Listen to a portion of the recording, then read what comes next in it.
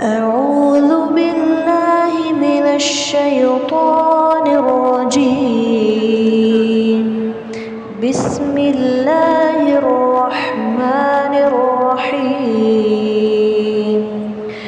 لو أنزلنا هذا القرآن على جبل لرأيته خاشعا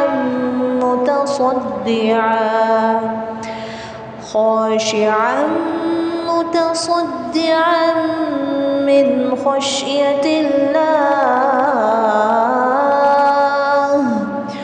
وتلك الأمثال نضربها للناس لعلهم يتفكرون. اللہ سبحانہ تعالیٰ فرماتے ہیں کہ اے لوگو، اگر ہم اس قرآن کو کسی پہاڑ پر نازل کرتے تو آپ اسے دیکھتے کہ اللہ کے خوف سے جھک کر پھٹ جاتا، اور ہم یہ مثالیں لوگوں کے لیے بیان کرتے ہیں تاکہ وہ غور کریں۔ ربی اشرح لی صدری ویسر لی امری واحلل عقدۃ من لسانی یفقہوا قولی واجعل لی وزیرا من اہلی ربی یسر ولا تعسر وتمم بالخیر وبک نستعین آمین یا الہی آمین۔ اللہم انفعنا بما علمتنا وعلمنا ما ينفعنا وزدنا علما، صلی اللہ علی حبیبہ سیدنا محمد وآلہ وسلم۔ اللہم صلی علی محمد وعلی آل محمد کما صلیت علی ابراہیم وعلی آل ابراہیم انک حمید مجید۔ اللہم بارک علی محمد وعلی آل محمد کما بارکت علی ابراہیم وعلی آل ابراہیم انک حمید مجید۔ السلام علیکم ورحمۃ اللہ وبرکاتہ۔ آج جی انشاءاللہ ہم 11ویں پارے کا آغاز کریں گے۔ میں نے جب سوچا تھا دورہ قرآن کرنے کا اس سال آپ کے ساتھ، تو میں نے اپنے ذہن میں آسانی کے لیے میں نے سوچا کہ اچھا میں 3 حصوں میں ڈیوائیڈ کرتی ہوں۔ انشاءاللہ جب 10 پارے ہو جائیں گے تو مجھے ایک تسلی ہو جائے گی کہ اچھا 10 پارے کر لیے تو اگلے 20 بھی آسانی سے ہو جائیں گے۔ تو الحمدللہ اللہ سبحانہ تعالیٰ نے ہماری ایک منزل مکمل کی ہے، تو بہت جلد انشاءاللہ ہمارے 20 بھی ہو جائیں گے اور پھر 30 پارے تک بھی انشاءاللہ ہم پہنچ جائیں گے۔ تو آئیے شروع کرتے ہیں 11ویں پارے کو، کیونکہ ہم نے کچھ آیات 10 پارے کے ساتھ کی تھی۔ سورۃ توبہ کی آیت نمبر 104 سے انشاءاللہ آج کی کلاس کا آغاز کریں گے، اور دیکھتے ہیں کہ اللہ سبحانہ تعالیٰ نے اس میں ہمارے لیے کیا احکامات رکھے ہیں۔ اعوذ باللہ من الشیطان الرجیم، آیت نمبر 104۔ کیا ان کو یہ معلوم نہیں ہے کہ اللہ ہے جو اپنے بندوں کی توبہ قبول کرتا ہے اور صدقات بھی قبول کرتا ہے، اور یہ کہ اللہ بہت معاف کرنے والا اور بڑا مہربان ہے۔ اور ان سے کہو کہ تم عمل کرتے رہو، اب اللہ بھی تمہارے طرز عمل دیکھے گا، اور ان کا رسول بھی اور مومن لوگ بھی۔ پھر تمہیں لوٹا کر اس ذات کے سامنے پیش کیا جائے گا جس کو چھپی اور کھلی تمام باتوں کا پورا علم ہے۔ پھر وہ تمہیں بتائے گا کہ تم کیا کچھ کرتے رہے ہو۔ اور کچھ اور لوگ بھی ہیں جن کا فیصلہ اللہ کا حکم آنے تک ملتوی کر دیا گیا ہے، یا اللہ ان کو سزا دے گا یا معاف کر دے گا، اور اللہ کامل علم والا بھی ہے اور کامل حکمت والا بھی ہے۔ اور آیت نمبر 107، اور کچھ وہ لوگ بھی ہیں جنہوں نے ایک مسجد اس کام کے لیے بنائی ہے کہ مسلمانوں کو نقصان پہنچائے، کافرانہ باتیں کرے، مومنوں میں پھوٹ ڈالیں، اور اس شخص کو ایک ایسی جگہ فراہم کرے جس کی پہلے سے اللہ اور اس کے رسول کے ساتھ جنگ ہے، اور یہ قسمیں ضرور کھا لیں گے کہ بھلائی کے سوا ہماری کوئی اور نیت نہیں ہے، لیکن اللہ اس بات کی گواہی دیتا ہے کہ وہ قطعی جھوٹے ہیں۔ اے پیغمبر، تم اس نام نہاد مسجد میں کبھی نماز کے لیے کھڑے مت ہونا، البتہ وہ مسجد جس کی بنیاد پہلے دن سے تقوی پر رکھی گئی ہے، وہ اس بات کی زیادہ حقدار ہے کہ تم اس میں کھڑے ہو۔ اس میں ایسے لوگ بھی ہیں جو پاک و صاف ہونے کو پسند کرتے ہیں، اور اللہ پاک و صاف لوگوں کو پسند کرتا ہے۔ اور آیت نمبر 109، بھلا کیا وہ شخص بہتر ہے جس نے اپنی عمارت کی بنیاد اللہ کے خوف اس کی خوشنودی پر اٹھائی ہو، یا وہ شخص جس نے اپنی عمارت کی بنیاد ایک چوٹی کے کسی گرتے ہوئے کنارے پر رکھی ہو، پھر وہ اسے لے کر جہنم کی آگ میں جا گرے، اور اللہ ایسے ظالم لوگوں کو ہدایت نہیں پہنچاتا۔ جو عمارت ان لوگوں نے بنائی تھی وہ ان کے دلوں میں اس وقت تک برابر شک پیدا کرتی رہے گی جب تک ان کے دل ہی ٹکڑے ٹکڑے نہیں ہو جاتے، اور اللہ کامل علم والا بھی ہے اور کامل حکمت والا بھی ہے۔ اور آیت نمبر 111، واقعہ یہ ہے کہ اللہ نے مومنوں سے ان کی جانیں اور ان کے مال اس بات کے بدلے خرید لیے ہیں کہ جنت انہی کی ہے۔ وہ اللہ کے راستے میں جنگ کرتے ہیں، جس کے نتیجے میں مارتے بھی ہیں اور مرتے بھی ہیں۔ یہ ایک سچا وعدہ ہے جس کی ذمہ داری اللہ سبحانہ تعالیٰ نے تورات اور انجیل میں بھی لی ہے اور قرآن میں بھی۔ اور کون ہے جو اللہ سے زیادہ اپنے عہد کو پورا کرنے والا ہے؟ لہٰذا اپنے اس سودے پر خوشی مناؤ جو تم نے اللہ سے کر لیا ہے، اور یہی بہت بڑی کامیابی ہے۔ جنہوں نے یہ کامیاب سودا کیا ہے وہ کون ہے؟ وہ توبہ کرنے والے، اللہ کی بندگی کرنے والے، اس کی حمد کرنے والے، روزے رکھنے والے، رکوع میں جھکنے والے، سجدہ کرنے والے، نیکی کی تلقین کرنے والے اور برائیوں سے روکنے والے ہیں، اور اللہ کی قائم کی ہوئی حدوں کی حفاظت کرنے والے۔ اے پیغمبر، ایسے مومنوں کو خوشخبری دے دو۔ یہ بات نہ تو نبی کو زیب دیتی ہے اور نہ ہی دوسرے مومنوں کو کہ وہ مشرکین کے لیے مغفرت کی دعا کرے، چاہے وہ رشتہ دار ہی کیوں نہ ہو، جبکہ ان پر یہ بات پوری طرح واضح ہو چکی کہ وہ لوگ دوزخی ہیں۔ اور آیت نمبر 114، اور ابراہیم نے اپنے باپ کے لیے جو مغفرت کی دعا مانگی تھی، اس کی وجہ اس کے سوا کچھ نہیں تھی کہ انہوں نے اپنے اس باپ سے ایک وعدہ لیا تھا۔ پھر جب اس پر یہ بات واضح ہو گئی کہ وہ اللہ کا دشمن ہے تو وہ اس سے دستبردار ہو گیا۔ حقیقت یہ ہے کہ ابراہیم بڑی آہیں بھرنے والے بڑے بردبار تھے، اور اللہ ایسا نہیں ہے کہ کسی قوم کو ہدایت دینے کے بعد گمراہ کر دے جب تک اس نے ان پر یہ بات واضح نہ کر دی ہو کہ انہیں کن باتوں سے بچنا ہے۔ یقین رکھو کہ اللہ ہر چیز کو خوب جانتا ہے۔ اور آیت نمبر 116، یقیناً اللہ ہی ہے جس کے قبضے میں سارے آسمانوں اور زمین کی سلطنت ہے، وہ زندگی بھی دیتا ہے اور موت بھی۔ اللہ کے سوا تمہارا نہ کوئی رکھوالا ہے اور نہ ہی کوئی مددگار ہے۔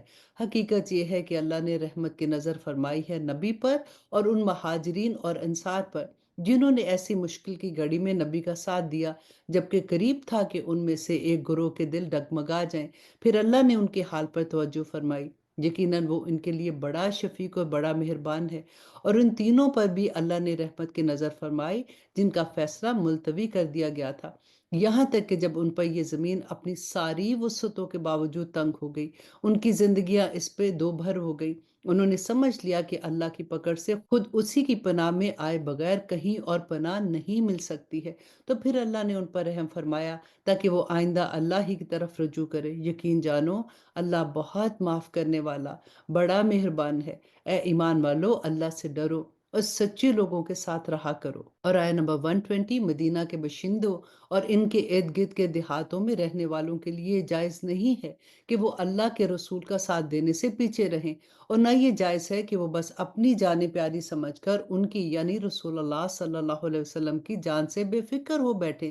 یہ اس لیے کہ ان مجاہدین کو جب کبھی اللہ کے راستے میں پیاس لگتی ہے یا تھکن ہوتی ہے یا بھوک ستاتی ہے یا وہ کوئی ایسا قدم اٹھاتے ہیں جو کافروں کو مشکل میں ڈالے یا دشمن کے مقابلے میں کوئی کامیابی حاصل کرتے ہیں، تو ان کے اعمال نامے میں ہر ایسے کام کے وقت ایک نیک عمل ضرور لکھ دیا جاتا ہے۔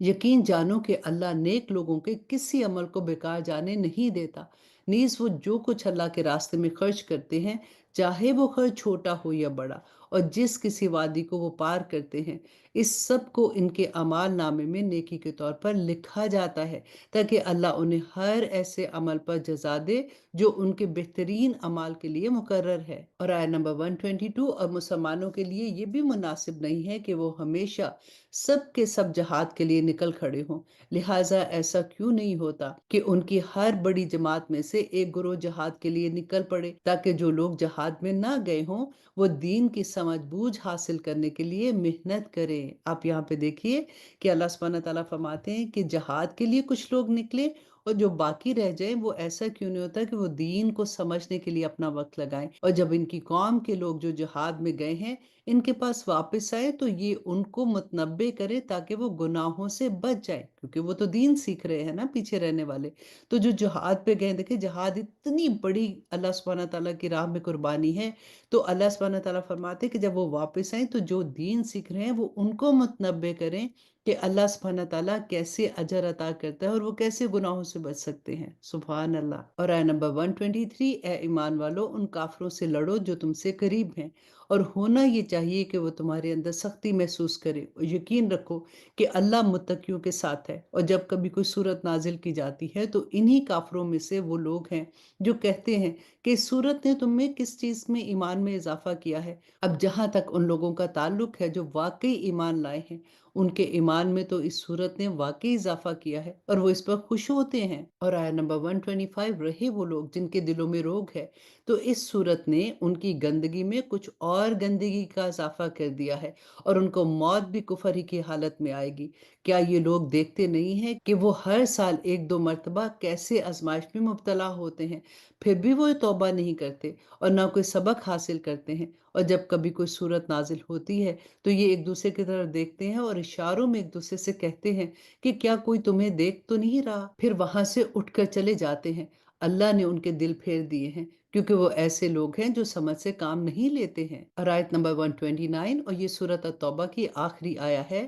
اللہ سبحانہ تعالیٰ فرماتے ہیں، لوگو تمہارے پاس ایک ایسا رسول آیا ہے جو تم ہی میں سے ہے، جس کو تمہاری ہر تکلیف بہت مشکل لگتی ہے، بہت گراں معلوم ہوتی ہے، جسے تمہاری بھلائی کی دھن لگی ہوئی ہے، جو مومنوں کے لیے انتہائی شفیق اور انتہائی مہربان ہے۔ پھر بھی اگر یہ لوگ منہ موڑیں تو اے رسول ان سے کہہ دو کہ میرے لیے اللہ ہی کافی ہے، اس کے سوا کوئی معبود نہیں، اسی پر میں نے بھروسہ کیا اور وہی عرش عظیم کا مالک ہے۔ الحمدللہ، یہاں پہ سورۃ توبہ ختم ہوتی ہے۔ اب شروع کرتے ہیں سورہ یونس۔ اب انشاءاللہ تھوڑا سا تعارف دیکھ لیتے ہیں۔ اعوذ باللہ من الشیطان الرجیم، بسم اللہ الرحمن الرحیم۔ یہ سورت مکہ مکرمہ میں نازل ہوئی تھی، البتہ بعض مفسرین نے اس کی 3 آیتیں آیت نمبر 140، 194 اور 95 کے بارے میں یہ خیال ظاہر کیا ہے کہ وہ مدینہ منورہ میں نازل ہوئی تھی، لیکن ان کا کوئی یقینی ثبوت موجود نہیں ہے۔ سورت کا نام سورہ یونس علیہ السلام کے نام پر رکھا گیا ہے، جس کا حوالہ آیت نمبر 98 میں آئے گا۔ مکہ مکرمہ میں سب سے اہم مسئلہ اسلام کی بنیادی عقائد کو ثابت کرنا تھا، اس لیے اکثر مکی صورتوں میں بنیادی زور توحید، رسالت اور آخرت کے مضامین پر دیا گیا ہے۔ اس صورت کے بھی مرکزی موضوعات یہی ہیں۔ اس کے ساتھ اسلام پر مشرکین مکہ کے جو اعتراضات کے جواب دیے گئے ہیں اور ان کے غلط طرز عمل کی مذمت کی گئی ہے، اور انہیں تنبیہ کی گئی ہے کہ اگر انہوں نے اپنی ضد جاری رکھی تو دنیا اور آخرت دونوں میں ان پر اللہ سبحانہ تعالیٰ کی طرف سے عذاب آ سکتا ہے۔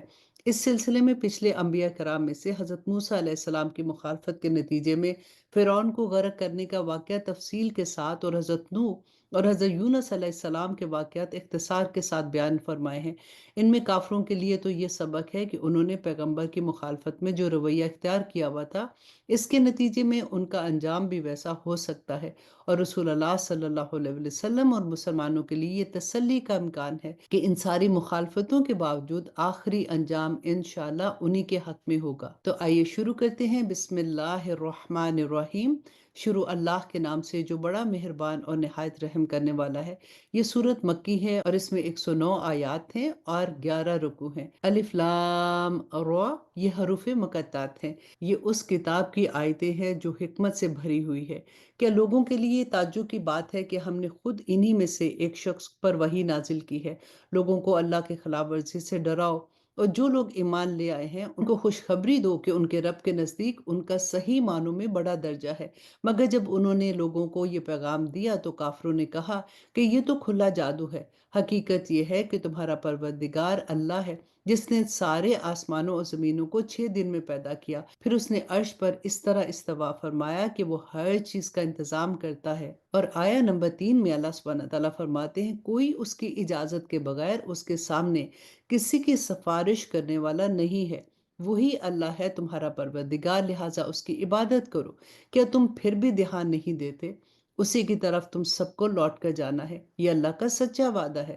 یقیناً ساری مخلوق کو شروع میں وہی پیدا کرتا ہے اور دوبارہ بھی وہی اٹھائے گا، تاکہ جو لوگ ایمان لائے ہیں اور جنہوں نے نیک عمل کیے ہیں ان کو انصاف کے ساتھ صلہ ملے، اور جنہوں نے کفر اپنا لیا ہے ان کے لیے کھولتے ہوئے پانی کا مشروب ہے اور دکھ دینے والا عذاب ہے، کیونکہ وہ حق کا انکار کرتے تھے۔ اور اللہ وہی ہے جس نے سورج کو سراپا روشنی بنایا، چاند کو سراپا نور بنایا، اور اس کے سفر کے لیے منزلیں مقرر کی تاکہ تم برسوں کی گنتی اور مہینوں کا حساب معلوم کر سکو۔ اللہ نے یہ سب کچھ بغیر کسی مقصد کے پیدا نہیں کیا، وہ یہ نشانیاں ان لوگوں کے لیے کھول کھول کر بیان کرتا ہے جو سمجھ رکھتے ہیں۔ اور آیا نمبر 6 میں فرمایا حقیقت یہ ہے کہ رات دن کے آگے پیچھے آنے میں اور اللہ نے آسمان اور زمین میں جو کچھ پیدا کیا ہے اس میں ان لوگوں کے لیے بڑی نشانیاں ہیں جن کے دل میں اللہ کا خوف ہے، جو لوگ ہم سے آخرت میں آ ملنے کی توقع نہیں رکھتے اور دنیاوی زندگی میں مگن اور اسی میں مطمئن ہو گئے ہیں، اور جو ہماری نشانیوں سے غافل ہیں، ان کا ٹھکانہ اپنے کرتوتوں کی وجہ سے دوزخ ہے۔ دوسری طرف جو لوگ ایمان لائے ہیں اور جنہوں نے نیک عمل کیے ہیں، ان کے ایمان کی وجہ سے ان کا پروردگار انہیں اس منزل تک پہنچائے گا کہ نعمتوں سے بھرے ہوئے باغات اور اس کے نیچے نہریں بہتی ہوں گی۔ اور آیا نمبر 10 اس میں داخلے کے وقت ان کی پکار یہی ہوگی کہ یا اللہ تیری ذات ہر عیب سے پاک ہے، اور ایک دوسرے کے خیر مقدم کے لیے جو الفاظ وہ بولیں گے وہ سلام ہوگا، اور ان کی آخری پکار یہ ہوگی کہ تمام تعریفیں اللہ کی ہیں جو سارے جہانوں کا مالک ہے۔ اور اگر اللہ ان کافر لوگوں کو برائی یعنی عذاب کا نشانہ بنانے میں بھی اتنی ہی جلدی کرتا جتنی جلدی وہ اچھائی مانگنے میں مچاتے ہیں تو ان کی مہلت تمام کر دی جاتی، لیکن ایسی جلد بازی ہماری حکمت کے خلاف ہے۔ لہٰذا جو لوگ ہم سے آخرت میں ملنے کی توقع نہیں رکھتے، ہم انہیں ان کے حال پر چھوڑ دیتے ہیں کہ وہ اپنی سرکشی میں بھٹکتے پھرے، اور جب انسان کو کوئی تکلیف پہنچتی ہے تو وہ لیٹے بیٹھے کھڑے اٹھتے ہوئے ہر حال میں ہمیں پکارتا ہے۔ اور آیت نمبر 12 اور پھر جب ہم اس کی تکلیف دور کر دیتے ہیں تو اس طرح چل کھڑا ہوتا ہے جیسے کبھی اس نے ہمیں پہچانا ہی نہیں، جیسے کبھی اپنے آپ کو پہنچنے والی کسی تکلیف میں ہمیں پکارا ہی نہیں۔ جو لوگ حد سے گزر جاتے ہیں انہیں اپنی کرتوتیں اسی طرح خوشنما معلوم ہو جاتی ہیں، اور ہم نے تم سے پہلے کئی قوموں کو اس موقع پر ہلاک کیا جب انہوں نے ظلم کا ارتکاب کیا تھا، اور ان کے پیغمبر ان کے پاس روشن دلائل لے کر آئے تھے اور وہ ایسے نہ تھے کہ ایمان لاتے۔ ایسے مجرم لوگوں کو ہم نے ایسا ہی بدلہ دیا تھا۔ پھر ہم نے ان کے بعد زمین میں تم کو جانشیں بنایا ہے تاکہ یہ دیکھے کہ تم کیسے عمل کرتے ہو۔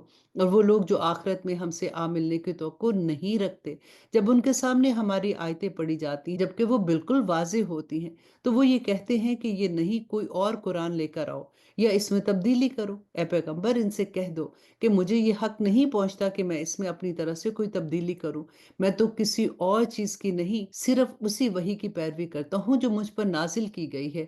اگر کبھی میں اپنے رب کی نافرمانی کر بیٹھوں تو مجھے ایک زبردست دن کے عذاب کا خوف ہے۔ اور آیت نمبر 16 کہہ دو کہ اللہ چاہتا تو میں اس قرآن کو تمہارے سامنے نہ پڑھتا اور نہ اللہ تمہیں اس سے واقف کراتا، آخر اس سے پہلے بھی تو میں تمہارے درمیان ایک عمر بسر کر چکا ہوں، کیا پھر بھی تم عقل سے کام نہیں لیتے؟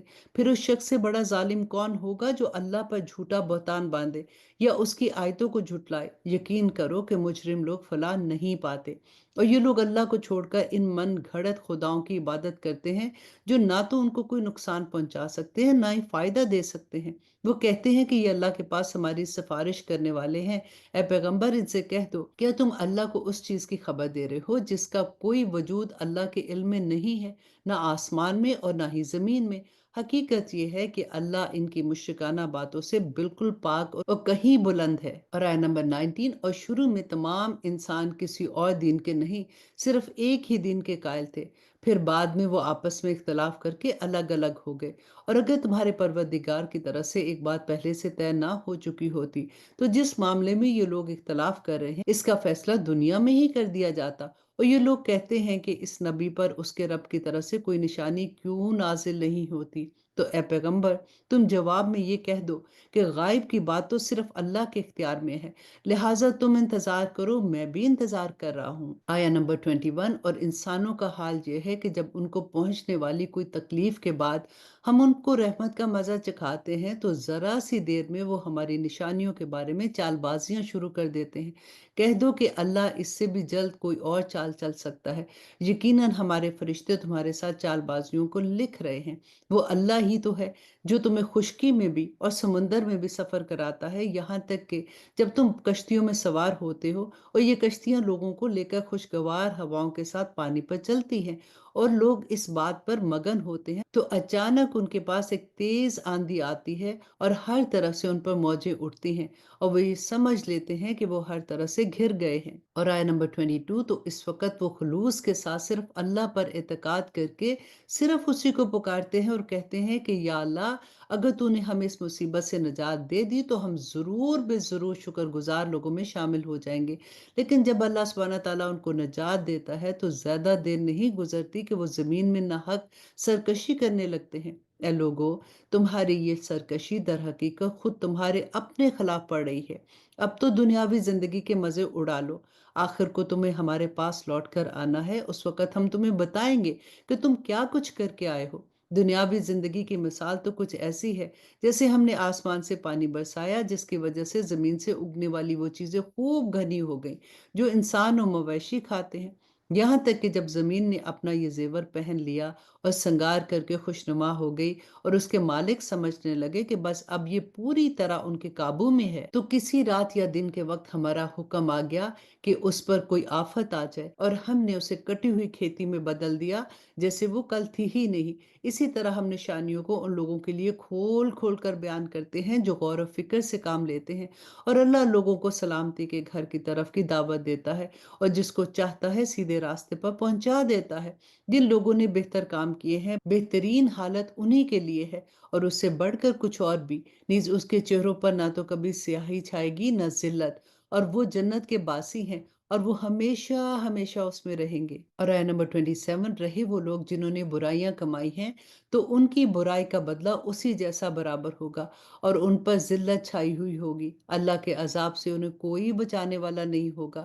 ایسا لگے گا جیسے ان کے چہرے پر اندھیری رات کی تمام چیزیں آ گئی ہیں، وہ دوزخ کے باسی ہیں اور اس میں ہمیشہ رہیں گے۔ اور یاد رکھو وہ دن جب ہم ان سب کو اکٹھا کریں گے، پھر جن لوگوں نے شرک کیا ہوگا ان سے کہیں گے ذرا اپنی جگہ ٹھہرو، تم بھی اور وہ لوگ بھی جنہیں تم اللہ کے علاوہ شریک بناتے تھے۔ اور آیت نمبر 28، پھر ان کے درمیان عابد اور معبود کا جو رشتہ تھا ہم وہ ختم کر دیں گے، اور ان کے وہ شریک کہیں گے کہ تم ہماری عبادت تو نہیں کرتے تھے، ہمارے اور تمہارے درمیان اللہ گواہ بننے کے لیے کافی ہے کہ ہم تمہاری عبادت سے بالکل بے خبر تھے۔ ہر شخص نے ماضی میں جو کچھ کیا ہوگا اس موقع پر وہ خود اس کو پرکھ لے گا، اور سب کو اللہ کی طرف لوٹا دیا جائے گا جو ان کا مالک حقیقی ہے، اور جو جھوٹ انہوں نے تراش رکھے تھے ان کا کوئی سراغ انہیں نہیں ملے گا۔ اے پیغمبر، ان مشرکوں سے کہو کہ کون ہے جو تمہیں آسمان اور زمین سے رزق پہنچاتا ہے، یا بھلا کون ہے جو سننے اور دیکھنے کی قوتوں کا مالک ہے، اور کون ہے جو جاندار کو بے جان سے اور بے جان کو جاندار سے باہر نکال لاتا ہے، اور کون ہے جو ہر کام کا انتظام کرتا ہے۔ اور آیت نمبر 31، تو یہ لوگ کہیں گے کہ اللہ، تو تم ان سے یہ کہو کہ پھر تم اللہ سے کیوں نہیں ڈرتے ہو؟ تو لوگو، وہی اللہ ہے جو تمہارا مالک برحق ہے۔ پھر حق واضح ہو جانے کے بعد گمراہی کے سوا اور کیا باقی رہ گیا ہے؟ اس کے باوجود تمہیں کوئی کہاں الٹائے لیے جا رہا ہے؟ اسی طرح جن لوگوں نے نافرمانی کا شیوا اپنا لیا ہے ان کے بارے میں اللہ کی یہ بات سچی ہو گئی ہے کہ وہ ایمان نہیں لائیں گے۔ کہہ دو، جن کو تم اللہ کے ساتھ شریک مانتے ہو، کیا ان میں کوئی ایسا ہے جو مخلوقات کو پہلی بار پیدا کرے پھر ان کو موت کے بعد دوبارہ زندہ کرے؟ کہو کہ اللہ ہے جو مخلوق کو پہلی بار بھی پیدا کرتا ہے اور پھر ان کو موت کے بعد دوبارہ زندہ کرے گا، پھر آخر کوئی تمہیں کہاں اوندے منہ لیے جا رہا ہے؟ اور آیت نمبر 35، کہو کہ جس کو تم اللہ کے ساتھ شریک مانتے ہو کیا ان میں کوئی ایسا ہے جو تمہیں حق کا راستہ دکھائے؟ کہو کہ اللہ حق کا راستہ دکھاتا ہے۔ اب بتاؤ کہ جو حق کا راستہ دکھاتا ہو کیا وہ اس بات کا زیادہ حقدار نہیں ہے کہ اس کی بات مانی جائے، یا وہ زیادہ حقدار ہے جس کو خود اس وقت تک راستہ نہ سوجے جب تک کوئی دوسرا اس کی رہنمائی نہ کرے؟ بھلا تمہیں کیا ہو گیا ہے؟ تم کس طرح کی باتیں طے کر لیتے ہو؟ اور حقیقت یہ ہے کہ ان مشرکین میں سے اکثر لوگ کسی اور چیز کے نہیں صرف وہمی اندازے کے پیچھے چلتے ہیں، اور یہ یقینی بات ہے کہ حق کے معاملے میں وہمی انداز کچھ بھی کام نہیں دے سکتا۔ یقین جانو کہ جو کچھ یہ لوگ کر رہے ہیں اللہ اس کا پورا پورا علم رکھتا ہے، اور یہ قرآن ایسا نہیں ہے کہ اسے کسی نے اپنی طرح سے گھڑ لیا ہو، اللہ نے اسے اتارا ہے، بلکہ یہ ان باتوں کی تصدیق کرتا ہے جو اس سے پہلے آ چکی ہیں، اور اللہ نے جو باتیں لوح محفوظ میں لکھ رکھی ہیں اس کی تفصیل بیان کرتا ہے، اس میں ذرا بھی شک کی گنجائش نہیں ہے۔ یہ اس ذات کی طرف سے ہے جو تمام جہانوں کی پرورش کرتی ہے۔ اور آیت نمبر 38، کیا پھر بھی یہ لوگ کہتے ہیں کہ پیغمبر نے اسے خود اپنے پاس سے گھڑ لیا ہے؟ کہو کہ پھر تو تم بھی اس جیسی ایک صورت گھڑ کر لے آؤ، اور اس کام میں مدد لینے کے لیے اللہ کے سوا جس کسی کو بلا سکتے ہو اگر سچے ہو تو بلا لو، بات دراصل یہ ہے کہ جس چیز کا احاطہ یہ اپنے علم سے نہیں کر سکتے اسے انہوں نے جھوٹ قرار دے دیا ہے، اور ابھی اس کا انجام بھی ان کے سامنے نہیں آیا۔ اسی طرح جو لوگ ان سے پہلے تھے انہوں نے بھی اپنے پیغمبروں کو جھٹلایا تھا۔ پھر دیکھو کہ ان ظالموں کا انجام کیا ہوا، اور ان میں سے کچھ ایسے بھی ہیں جو اس قرآن پر ایمان لے آئیں گے، اور کچھ وہ بھی ہیں کہ جو اس پر ایمان نہیں لائیں گے، اور تمہارا پروردگار فساد پھیلانے والوں کو خوب جانتا ہے۔ اور اے پیغمبر صلی اللہ علیہ وسلم، اگر یہ تمہیں جھٹلائیں تو ان سے کہہ دو کہ میرا عمل میرے لیے ہے اور تمہارا عمل تمہارے لیے ہے۔ جو کام میں کرتا ہوں اس کی ذمہ داری تم پر نہیں ہے، اور جو کام تم کرتے ہو اس کی ذمہ داری مجھ پر نہیں ہے۔ اور ان میں سے کچھ ایسے بھی ہیں جو تمہاری باتوں پر بظاہر کان لگا کر سنتے ہیں مگر دل میں حق کی طلب نہیں رکھتے، اس لیے در حقیقت بہرے ہیں۔ تو کیا پھر تم ان بہروں کو سناؤ گے چاہے وہ نہ سمجھتے ہوں؟ اور آیہ نمبر 43، اور ان میں سے کچھ وہ بھی ہیں جو تمہاری طرف دیکھتے ہیں مگر دل میں انصاف نہ ہونے کی وجہ سے وہ اندھوں جیسے ہیں، تو کیا ان اندھوں کو راستہ دکھاؤ گے چاہے ان میں سے کچھ بھی سچائی نہ ہو؟ در حقیقت یہ ہے کہ اللہ لوگوں پر ذرا بھی ظلم نہیں کرتا، لیکن انسان ہیں جو خود اپنی جانوں پر ظلم کرتے ہیں۔ اور جس دن اللہ ان کو میدان حشر میں اکٹھا کرے گا تو انہیں ایسا معلوم ہوگا جیسے وہ دنیا میں یا قبر میں دن کی ایک گھڑی سے زیادہ نہیں رہے، اس لیے وہ آپس میں ایک دوسرے کو پہچانتے ہوں گے۔ حقیقت یہ ہے، اب یہاں پہ دیکھیے، وہ ایک دوسرے کو پہچانتے ہوں گے، کیونکہ اکثر ہم کہتے ہیں نا کہ وہاں پہ کوئی کسی کو نہیں پہچانے گا۔ اب اللہ سبحانہ تعالیٰ آگے فرما رہے ہیں، حقیقت یہ ہے کہ ان لوگوں نے بڑے گھاٹے کا سودا کیا ہے جنہوں نے اللہ سے آخرت میں جا ملنے کو جھٹلایا ہے اور جو راہ راست پر نہیں آئے۔ اور آیہ نمبر 46 کے اے پیغمبر، جن باتوں کی ہم نے ان کافروں کو دھمکی دی ہوئی ہے، چاہے ان میں سے کوئی بات ہم تمہیں تمہاری زندگی میں دکھائیں یا اس سے پہلے تمہاری روح قبض کر لیں، بہرحال ان کو آخر میں ہماری طرف ہی لوٹنا ہے۔ پھر یہ تو ظاہر ہی ہے کہ جو کچھ یہ کرتے ہیں اللہ اس کا پورا پورا مشاہدہ کر رہا ہے، لہٰذا وہاں ان کو سزا دے گا۔ اور ہر امت کے لیے ایک رسول بھیجا گیا ہے، پھر جب ان کا رسول آ جاتا ہے تو اس کا فیصلہ پورے پورے انصاف سے کیا جاتا ہے اور ان پر ظلم نہیں کیا جاتا۔ اور یہ کافر لوگ مسلمانوں سے مذاق اڑانے کے لیے کہتے ہیں کہ اگر تم سچے ہو تو اللہ کی طرف سے عذاب کا یہ وعدہ کب پورا ہوگا؟ اے پیغمبر، ان سے کہہ دو کہ میں تو خود اپنی ذات میں بھی کوئی نقصان پہنچانے کا اختیار نہیں رکھتا ہوں، نہ فائدہ پہنچانے کا، مگر جتنا اللہ چاہے۔ ہر امت کا ایک وقت مقرر ہے، چنانچہ جب ان کا وہ وقت آ جاتا ہے تو وہ اس میں سے ایک گھڑی پیچھے نہیں رہ سکتے اور ایک گھڑی آگے بھی نہیں جا سکتے۔ اور آیہ نمبر 50، اور ان سے کہو کہ ذرا مجھے یہ بتاؤ کہ اگر اللہ کا عذاب تم پر رات کے وقت آئے یا دن کے وقت تو اس میں کون سی ایسی چیز ہے جس کے جلد آنے کے یہ مجرم لوگ مطالبہ کر رہے ہیں؟ کیا جب وہ عذاب آ ہی پڑے گا تب اسے مانو گے؟ اس وقت تو تم سے یہ کہا جائے گا کہ کیا اب مانے ہو، حالانکہ تم ہی اس کا انکار کر کے اس کی جلدی مچایا کرتے تھے۔ پھر ظالموں سے کہا جائے گا کہ اب ہمیشہ کے عذاب کا مزہ چکھو، تمہیں کسی اور چیز کا نہیں، صرف اس بدی کا بدلہ دیا جا رہا ہے جو تم کماتے رہے ہو۔ یہ لوگ تم سے پوچھتے ہیں کہ کیا یہ آخرت کا عذاب واقعی سچ ہے؟ کہہ دو کہ میرے پروردگار کی قسم، یہ بالکل سچ ہے اور تم اللہ کو عاجز نہیں کر سکتے۔ اور جس شخص نے ظلم کا ارتکاب کیا ہے، اگر اس کے پاس زمین بھر دولت بھی ہوگی تو وہ اپنی جان چھڑانے کے لیے اس کو پیش بھی کرے گا تو بھی اسے عذاب سے چھٹکارا نہیں ملے گا۔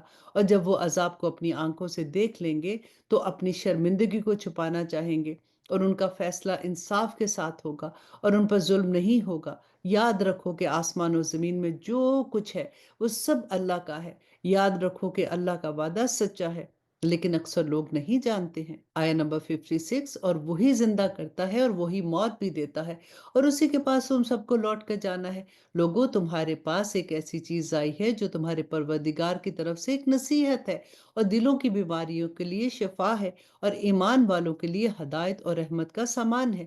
اے پیغمبر، کہو کہ یہ سب کچھ اللہ نے فضل اور رحمت سے دیا ہے، لہٰذا اسی پر تو انہیں خوش ہونا چاہیے۔ یہ اس تمام دولت سے کہیں بہتر ہے جسے تم جمع کر رہے ہو۔ کہو کہ بھلا بتاؤ کہ اللہ نے تمہارے لیے جو رزق نازل کیا تھا، تم نے اپنی طرف سے اس میں سے کسی کو حرام اور کسی کو حلال قرار دے دیا۔ ان سے پوچھو کہ کیا اللہ نے تمہیں اس کی اجازت دی تھی یا تم نے اللہ پر جھوٹا بہتان باندھا ہے؟ اور جو لوگ اللہ پر بہتان باندھتے ہیں، روز قیامت کے بارے میں ان کا کیا گمان ہے؟ اس میں کوئی شک نہیں کہ اللہ انسانوں کے ساتھ فضل کا معاملہ کرنے والا ہے، لیکن ان میں سے اکثر لوگ شکر ادا نہیں کرتے ہیں۔ اور آیت نمبر 61، اور اے پیغمبر تم جس حالت میں بھی ہوتے ہو اور قرآن کا جو حصہ بھی تلاوت کرتے ہو، اور اے لوگو تم جو کام بھی کرتے ہو اور جس وقت تم اس کام میں مشغول ہوتے ہو، ہم تمہیں دیکھ رہے ہوتے ہیں، اور تمہارے رب سے کوئی ذرہ برابر چیز بھی پوشیدہ نہیں ہے، نہ زمین میں اور نہ ہی آسمان میں، نہ اس سے چھوٹی نہ بڑی، مگر وہ ایک واضح کتاب میں درج ہے۔ یاد رکھو کہ جو اللہ کے دوست ہیں ان کو نہ تو کوئی خوف ہوگا اور نہ ہی وہ غمگین ہوں گے۔ الحمدللہ۔ اور آیت نمبر 63، یہ وہ لوگ ہیں جو ایمان لائے اور تقوی اختیار کر رہے ہیں، ان کے لیے خوشخبریاں ہیں دنیاوی زندگی میں بھی اور آخرت میں بھی۔ اب دیکھیں اکثر ہم نیک کام کرتے ہیں نا، تو ہمیں یہ ہوتا ہے کہ آخرت میں ہمیں اس کا اجر ملے گا، لیکن اللہ سبحانہ تعالیٰ بار بار جو ہمیں چیز بتاتے ہیں کہ دنیا میں بھی ملے گا اور آخرت میں بھی ملے گا انشاءاللہ۔ اللہ کی باتوں میں کوئی تبدیلی نہیں ہوتی ہے، یہی زبردست کامیابی ہے۔ اور اے پیغمبر یہ لوگ جو باتیں بناتے ہیں وہ تمہیں رنجیدہ نہ کرے، یقین رکھو کہ اقتدار تمام کا تمام اللہ کا ہے، اور وہ ہر بات سننے والا اور ہر بات جاننے والا ہے۔ یاد رکھو کہ آسمانوں اور زمینوں میں جتنی جاندار ہیں وہ سب اللہ کی ملکیت ہے، اور جو لوگ اللہ کے سوا دوسروں کو پکارتے ہیں وہ کوئی اللہ کے حقیقی شرکا کی پیروی نہیں کرتے، وہ کسی اور چیز کی نہیں محض گمان کی پیروی کرتے ہیں، اور ان کا کام اس کے سوا کچھ نہیں کہ اندازوں کے تیر چلاتے ہیں۔ اللہ وہ ہے جس نے تمہارے لیے رات بنائی تاکہ تم اس میں سکون حاصل کرو، اور دن بنایا اور تمہیں دیکھنے کی صلاحیت دی۔ اس میں یقیناً ان لوگوں کے لیے نشانیاں ہیں جو غور سے سنتے ہیں۔ اور کچھ لوگوں نے کہہ دیا کہ اللہ اولاد رکھتا ہے، اللہ سبحانہ تعالیٰ پاک ہے، اس کی ذات پاک ہے۔ اور آیت نمبر 68، وہ ہر چیز سے بے نیاز ہے، آسمانوں اور زمینوں میں جو کچھ ہے اسی کا ہے، تمہارے پاس اس بات کی ذرا بھی کوئی دلیل نہیں ہے، کیا تم اللہ کے ذمہ وہ بات لگاتے ہو جس کا تمہیں کوئی علم نہیں ہے؟ کہہ دو کہ جو لوگ اللہ پر جھوٹا بہتان باندھتے ہیں وہ فلاح نہیں پائیں گے، ان کے لیے بس دنیا میں تھوڑا سا مزہ ہے، پھر ہمارے پاس ہی انہیں لوٹ کر آنا ہے، پھر کفر کا جو رویہ انہوں نے اپنا رکھا ہے اس کے بدلے ہم انہیں شدید عذاب کا مزہ چکھائیں گے۔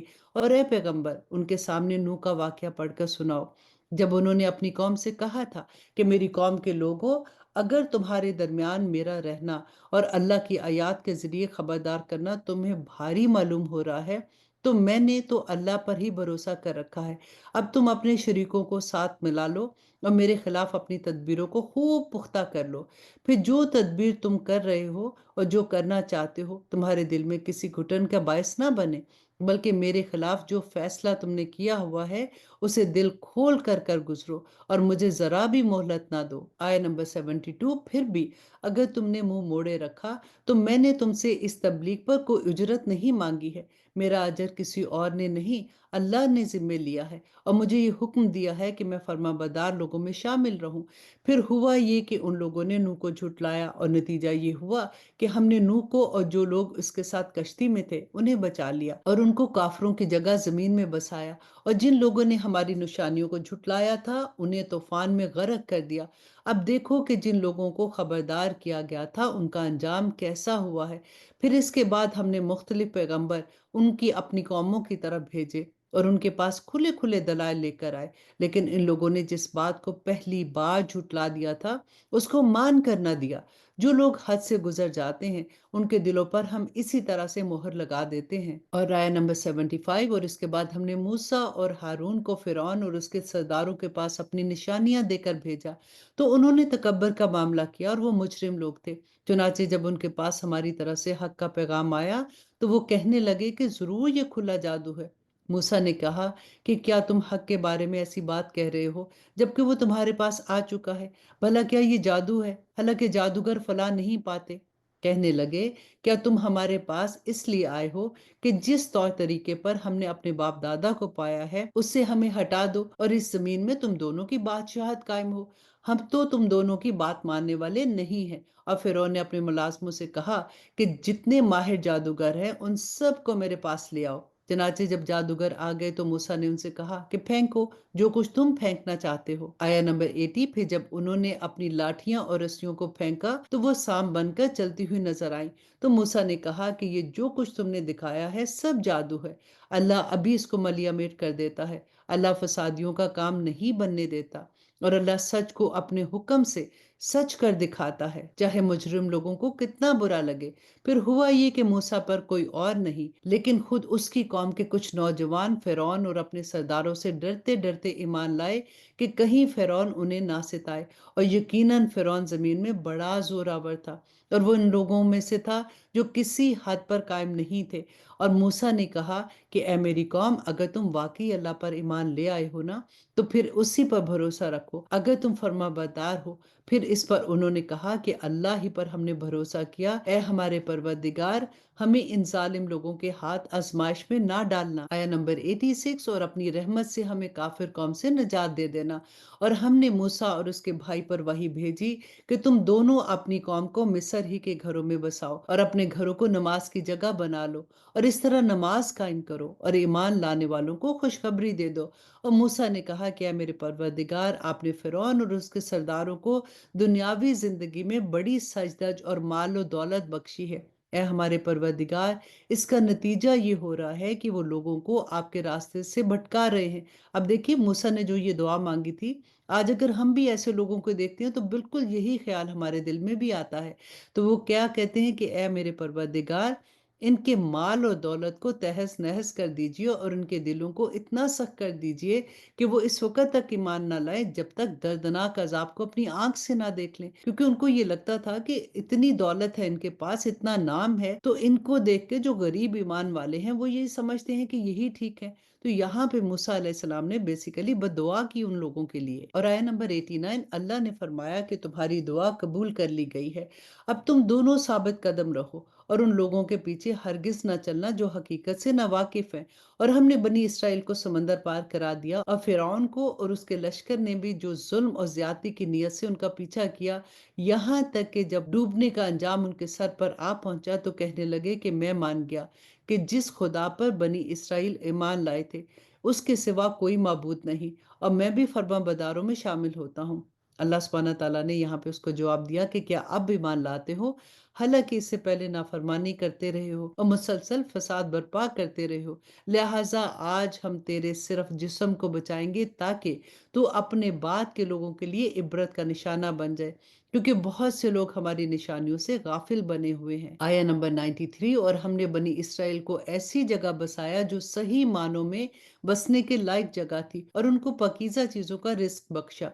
फिर उन्होंने दीन हक के बारे में उस वक्त तक इख्तलाफ नहीं किया जब तक उनके पास इल्म नहीं आ गया। यकीन रखो कि जिन बातों में वो इख्तलाफ किया करते थे उनका फैसला तुम्हारे परवरदिगार क़यामत के दिन करेगा। फिर ए पैगंबर, अगर बिलफर्ज तुम्हें उस कलाम में जरा भी शक हो जो हमने तुम पर नाजिल किया है तो इन लोगों से पूछो तो तुमसे पहले आसमानी किताब पढ़ते हैं। यकीन रखो कि तुम्हारे पास तुम्हारे परवरदिगार की तरफ से हक ही आया है, लिहाजा तुम कभी भी शक करने वालों में शामिल ना होना। और आया नंबर 95। नीज कभी हरगिज उन लोगों में शामिल ना होना जिन्होंने अल्लाह की आयतों को झुटलाया, वरना तुम उन लोगों में शामिल हो जाओगे जिन्होंने घाटे का सौदा किया। अल्लाह अकबर। बेशक जिन लोगों के बारे में तुम्हारे रब की बात तय हो चुकी है वो ईमान नहीं लाएंगे, चाहे हर किस्म की निशानी उनके सामने आ जाए, यहाँ तक कि वो दर्दनाक अजाब को अपनी आंखों से ना देख ले। भला कोई बस्ती ऐसी क्यों नहीं हुई कि ऐसे वक्त ईमान ले आती कि उसका ईमान लाना उसे फायदा पहुंचा सकता। अलबत्ता सिर्फ यूनुस की कौम के लोग ऐसे थे कि जब वो ईमान ले आए तो हमने दुनियावी जिंदगी में रुसवाई का अजाब उनसे उठा लिया और उनको एक मुद्दत तक जिंदगी का लुत्फ उठाने दिया। I number 99। और अगर अल्लाह चाहता तो रुए जमीन पर बसने वाले सब के सब ईमान ले आते, तो क्या तुम लोगों पर जबरदस्ती करोगे ताकि वो सब मोमिन बन जाए? और किसी भी शख्स के लिए ये मुमकिन नहीं है कि वो अल्लाह की इजाजत के बगैर मोमिन बन जाए। और जो लोग अकल से काम नहीं लेते अल्लाह उन पर गंदगी मुसल्लत कर देता है। ए पैगंबर, इनसे कहो कि जरा नजर दौड़ाओ کہ آسمان اور زمین میں کیا کیا چیزیں ہیں، لیکن جن لوگوں کو ایمان لانا ہی نہیں، ان کے لیے زمین و آسمان میں پھیلی ہوئی نشانیاں اور آگاہ کرنے والے پیغمبر کچھ کارآمد نہیں ہوتے۔ اور آیت نمبر 102، بھلا بتاؤ کہ یہ لوگ ایمان لانے کے لیے اس کے سوا کس بات کا انتظار کر رہے ہیں کہ اس طرح کے دن یہ بھی دیکھیں جیسے ان سے پہلے لوگوں نے دیکھے تھے؟ کہہ دو کہ اچھا تم انتظار کرو، میں بھی تمہارے ساتھ انتظار کرتا ہوں۔ پھر جب عذاب آتا ہے تو ہم اپنے پیغمبروں کو اور جو لوگ ایمان لاتے ہیں ان کو نجات دے دیتے ہیں۔ اسی طرح ہم نے یہ بات اپنے ذمے لے رکھی ہے کہ ہم دوسرے مومنوں کو بھی نجات دیں گے۔ اے پیغمبر ان سے کہو کہ اے لوگو، اگر تم میرے دین کے بارے میں کسی شک میں مبتلا ہو تو سن لو کہ تم اللہ کے سوا جن کی عبادت کرتے ہو میں ان کی عبادت نہیں کرتا، بلکہ میں اس اللہ کی عبادت کرتا ہوں جو تمہاری روح قبض کرتا ہے، اور مجھے یہ حکم دیا گیا ہے کہ میں مومنوں میں شامل رہوں، اور مجھ سے یہ کہا گیا ہے کہ اپنا رخ یکسوئی کے ساتھ اس دین کی طرف قائم رکھنا اور ہرگز ان لوگوں میں شامل نہ ہونا جو اللہ کے ساتھ کسی کو شریک مانتے ہیں۔ اور آیت نمبر 106، اور اللہ سبحانہ تعالیٰ کو چھوڑ کر کسی ایسے من گھڑت معبود کو نہ پکارنا جو تمہیں نہ تو کوئی فائدہ پہنچا سکتا ہے اور نہ ہی کوئی نقصان۔ پھر بھی اگر تم ایسا کر بیٹھو تو تمہارا شمار ان ظالموں میں ہوگا، اور اگر تمہیں اللہ کوئی تکلیف پہنچا دے تو اس کے سوا کوئی نہیں جو اسے دور کر دے، اور اگر وہ تمہیں کوئی بھلائی پہنچانے کا ارادہ کر لے تو کوئی نہیں ہے جو اس کے فضل کا رخ پھیر دے، اور وہ اپنا فضل اپنے بندوں میں جس پر چاہتا ہے پہنچا دیتا ہے، اور وہ بہت بخشنے والا بڑا مہربان ہے۔ اے پیغمبر کہہ دو کہ لوگوں، تمہارے پروردگار کی طرف سے تمہارے پاس حق آ گیا ہے، اب جو شخص ہدایت کا راستہ اپنانا چاہتا ہے وہ خود اپنے فائدے کے لیے اپنائے گا، اور جو گمراہی اختیار کرنا چاہتا ہے اس کی گمراہی کا نقصان خود اسی پر ہوگا، اور میں تمہارے کاموں کا ذمہ دار نہیں ہوں۔ اور جو وحی تمہارے پاس بھیجی جا رہی ہے تم اس کی اتباع کرو اور صبر سے کام لو یہاں تک کہ اللہ کا فیصلہ ہو جائے، اور بہترین فیصلہ کرنے والا تو اللہ ہی ہے۔ کیونکہ مکی زندگی میں حکم یہ تھا کہ کفار کی طرف سے پہنچنے والی ہر تکلیف پر صبر کیا جائے، ہاتھوں سے انتقام لینے کی اجازت نہیں تھی۔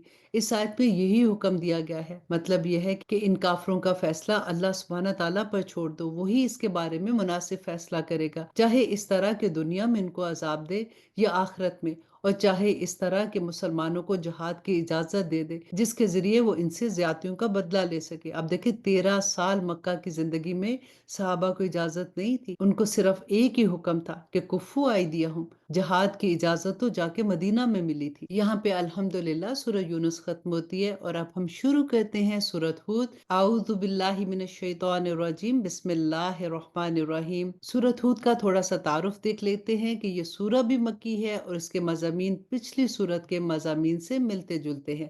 البتہ سورہ یونس میں جن پیغمبروں کے واقعات اختصار کے ساتھ بیان ہوئے تھے، اس سورت میں انہیں تفصیل کے ساتھ بیان کیا گیا ہے۔